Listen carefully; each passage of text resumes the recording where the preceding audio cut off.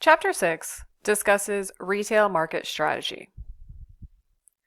In Chapter 6, we discuss the following items: retail strategy and growth strategies, including market penetration, market expansion, format development, and diversification. The first thing we need to do is define what is a retail strategy. A retail strategy is more than just a retail mix. Each of the 6 elements of the retail mix plays into a retail strategy, but each element combined does not create the retail strategy. In the retail mix, we have each of our original 4 P's: product, price, place, and promotion, and 2 additional P's: presentation and personnel. The retail strategy is more than just the retail mix. A retail strategy is a statement identifying 3 things: the retailer's target market, the format and resources the retailer plans to use to satisfy the target market's needs, and the basis on which the retailer plans to build a sustainable competitive advantage. The target market is the market segment toward which the retailer plans to focus its resources and retail mix. With the target market, this is where we bring back in the retail mix. Then we have the retail format. The retail format describes the nature of the retailer's operations, again using its retail mix that it will use to satisfy the needs of its target market.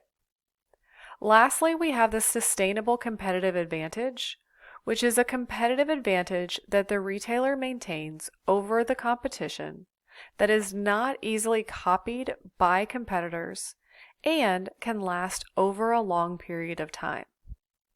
Let's look at each of these 3 elements in our retail strategy in more detail. First, we look at the target market and retail format. We need to define a retail market segment. A retail market segment is a group of customers with similar needs and a group of retailers to satisfy those needs using similar retail channels and formats. The retail market segment is comprised of 2 elements: the group of customers with similar needs and the group of retailers that satisfy those needs using similar retail channels and formats. Back in Chapter 5, we discussed market segments. We talked about geographic, demographic, lifestyle, buying situation, benefit, etc. When we talk about the retail market segment, we have a group of customers with similar needs. We can create our segment of customers using any of these bases that we had talked about previously, and then find a group of retailers that satisfy those needs using a similar retail channel and format. Let's look at an example with supermarkets. We can segment customers in the grocery market based on demographics of income with 3 different price points.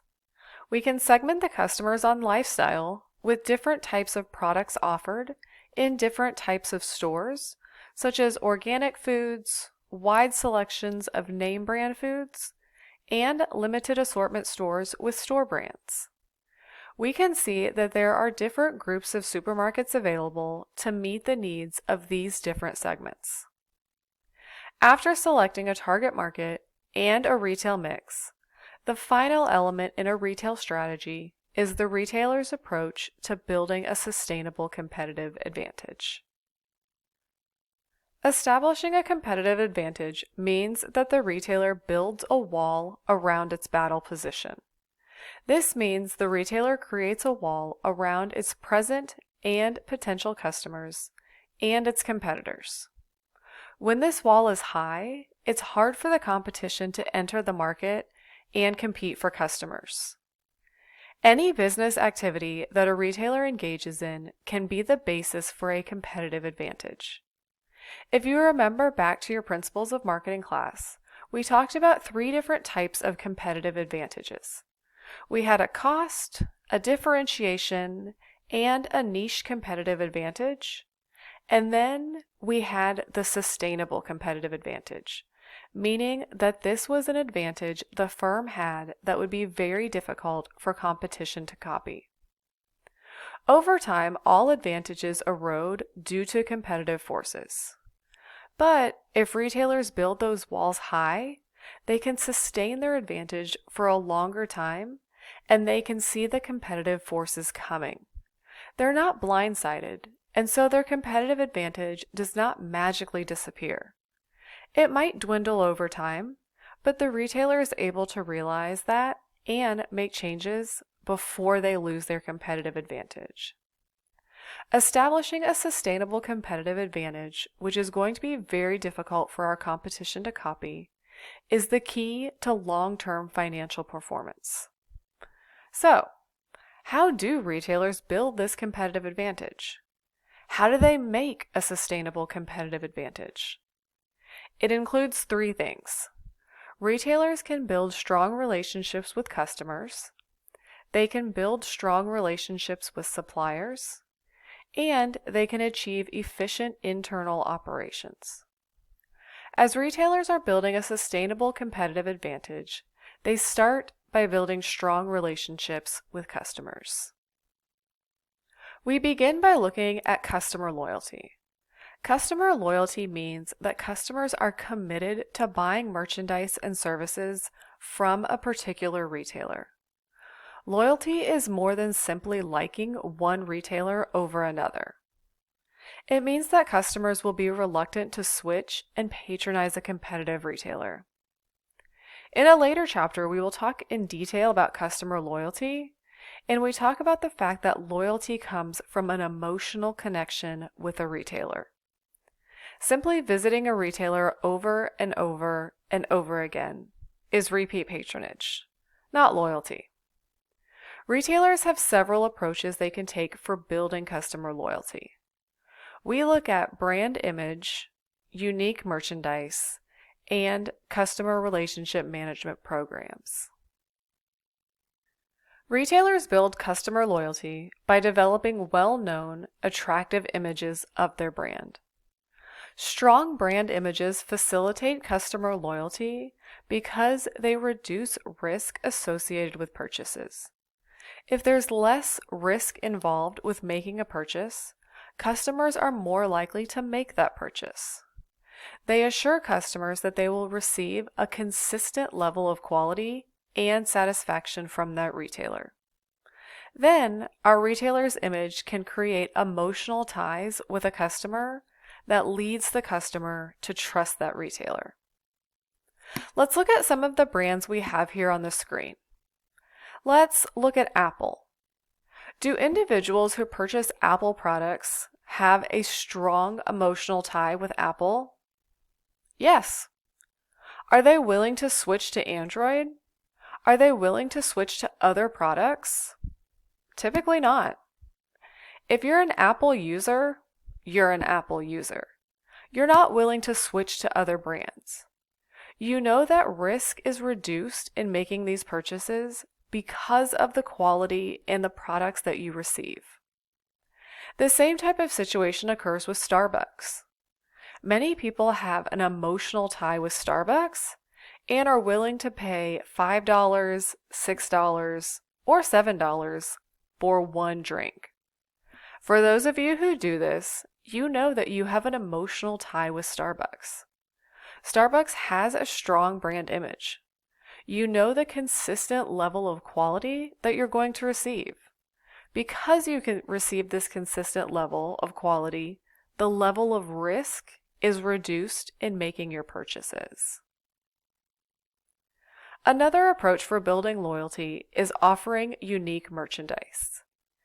Many retailers offer the same national brands to their customers, making it difficult for them to differentiate themselves from the competition.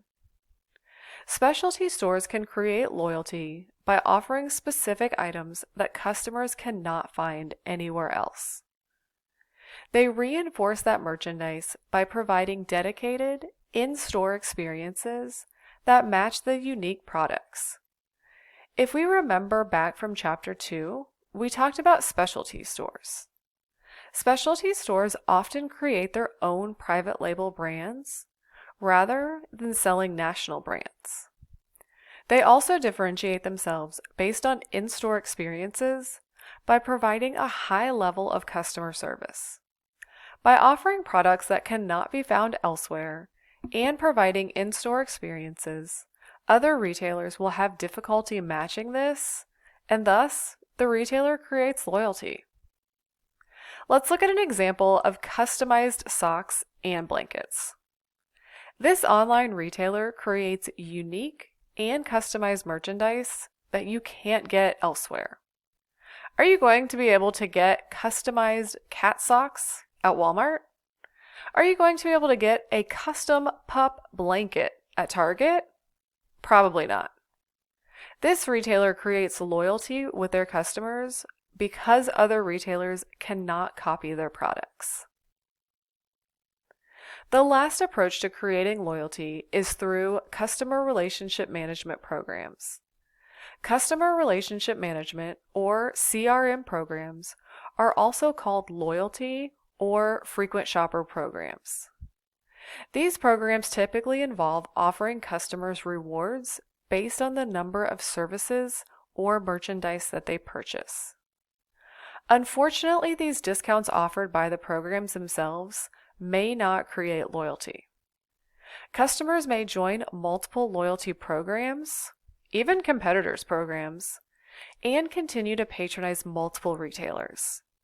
Because these retailers offer the same types of rewards, which is typically a discount off a certain amount of purchase, or maybe even a few free items here and there, they don't create loyalty, or they don't create a strong level of loyalty. What these programs do is they create data. The data collected through these loyalty programs enables a retailer to develop a personal relationship with customers that builds and maintains loyalty. So the program itself, the discount off specific items, may not create loyalty, but the data that the retailer collects from these programs can then be used to personalize and target specific promotions to customers, which then does create loyalty. Committed relationships with customers are important sources of advantage, but location is perhaps the most pervasive form of advantage in retailing. If we ask the question, what are the 3 most important things in retailing? You would say location, location, and location. Location is a critical opportunity for developing a competitive advantage for 2 reasons. Location is the most important factor in determining which store a customer patronizes. Think about where you buy your groceries. Do you shop at a supermarket close to where you live? Depending on what type of supermarket you like to patronize, maybe you'd like to go to Central Market or Whole Foods, you might be willing to drive a little bit further because there are not as many Central Market or Whole Foods in the Dallas-Fort Worth Metroplex as there are Kroger's, Albertsons, or Tom Thumbs. So you might be willing to drive a little bit further if you're looking for more of a specialty type supermarket. However, most people shop at the supermarket closest to where they live. Second, location is a sustainable competitive advantage because it's not easily duplicated. Once a retailer locates on a specific piece of land, no other retailer can operate on that exact specific piece of land. In the example here, we've got a 3-way intersection at the corner of West Gray and Shepherd in Houston. At this 3-way intersection, we have 3 Starbucks locations. We have 1 Starbucks location that is a drive-through. We have 1 Starbucks location in a building with other offices, and we have 1 Starbucks location in a Barnes & Noble. Starbucks has occupied 3 retail locations on 1 corner. Why did Starbucks do this? They did it for a couple of reasons. 1 location caters to customers through the drive-thru. Customers don't need to get out of their car to go into the building to order their coffee or receive their coffee. These customers are a little bit more in a hurry. They don't have time to go in and order and pick up their beverage. In the Starbucks in the office building, this is more of a relaxed environment. Customers might go in this environment to chat with friends or read the newspaper or even study. The location in Barnes & Noble is similar to our location in the office building, but we're going into this location because we might be reading a book. We might be studying. People frequently go to Barnes & Nobles to study. It's a nice, quiet, clean environment where we might also enjoy a cup of coffee. So each of these Starbucks locations is catering to a specific market segment that is different from each of the other segments. Unfortunately, I believe one of these locations did close, but this still makes a great example. How can retailers leverage their assets to expand their business? Retailers may pursue 4 different growth opportunities: market penetration, market expansion, retail format development, and diversification. The 2 axes in the growth opportunity matrix are target markets and retail formats. For the target markets, we're looking at the synergy between the present market and growth opportunity. So whether the opportunity involves markets the retailer is presently pursuing or new markets. The retail format axis represents the synergy between the retailer's present retail mix and the mix of the growth opportunity. So whether the opportunity exploits the retailer's skill and knowledge in operating its present format or requires new capabilities to operate a new format. Let's look at each of these 4 opportunities. First up is the market penetration growth opportunity. This is a growth opportunity directed towards existing customers using the retailer's present retailing format. So whichever of the 6 Ps that we're currently using, how we're using those 6 Ps, we will continue to use them in the same way. In this opportunity, we're looking at attracting new customers from the retailer's current target market who don't patronize the retailer, or devising approaches that get customers to visit the retailer more often and buy more merchandise on each visit. This could include opening more stores in our target market or keeping our existing stores open for longer. Stores can display merchandise to increase impulse purchases and train salespeople on cross-selling. Let's look at an example of McDonald's extra value meals. Individuals who go into McDonald's may only want to purchase a Big Mac and a drink. By offering customers an extra value meal where they can get a burger, fries, and a drink for a set price, customers may decide, instead of just getting that burger and Coke, to now get the burger, fries, and Coke. Here we are getting our current customers to buy more while they're at our store. The second growth opportunity is market expansion. This opportunity involves using the retailer's existing retail format with a new market segment. In the image, we have an article about Whataburger, looking ahead to the future. Whataburger is looking ahead to the future with new locations, a new look, but the same iconic flavor. Right now, Whataburger operates restaurants in 10 states from Arizona to Florida, but they're planning to expand into new markets, starting with new restaurants in Tennessee and Kansas. Whataburger is using the same products. They're using the same retail format. They're just simply locating in new states where they're not currently operating.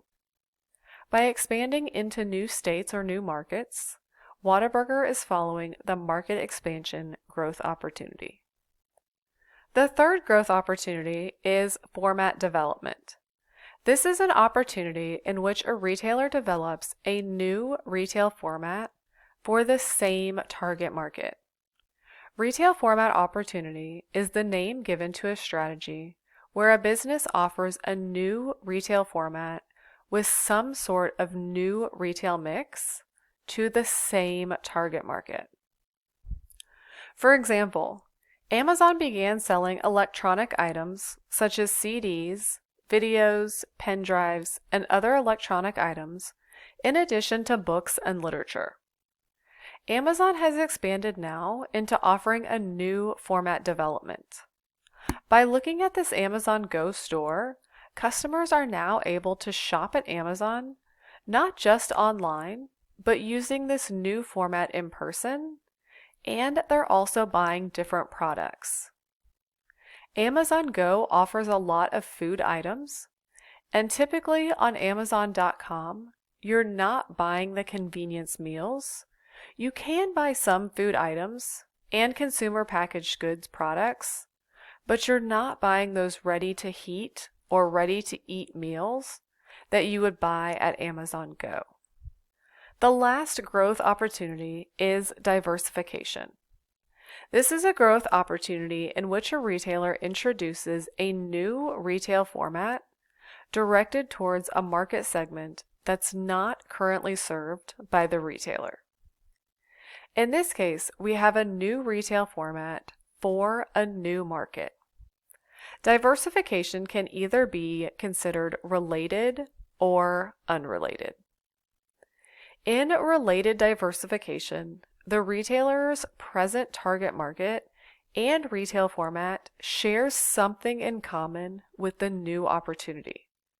This could be purchasing from the same vendors, operating in similar locations, using the same distribution or management information system, or advertising in the same newspaper. We also have unrelated diversification. In unrelated diversification, this new opportunity has little commonality between the retailer's present business and the new growth opportunity. As an example of related diversification, during the pandemic, many restaurants started offering heat and eat meals for customers. Because customers could not eat in a restaurant and possibly did not want takeout, restaurants created a new product, heat and eat meals, to new customers, individuals not wanting takeout, but also not wanting to cook at home. Neiman Marcus, which is a retailer that sells clothing, when they expanded into opening the Neiman Marcus Cafe, they expanded using the unrelated diversification strategy. We say that this is unrelated diversification because the Neiman Marcus Cafe has little commonality between the retailer's present business, which is clothing, and their new growth opportunity, which is a cafe. The Neiman Marcus Cafe falls into the diversification category rather than the format development category because it's going to attract a new market segment along with some of the current customers. Individuals who do not shop at Neiman Marcus may now visit Neiman Marcus to eat at their cafe. This concludes Chapter 6. Please check back soon for our next chapter.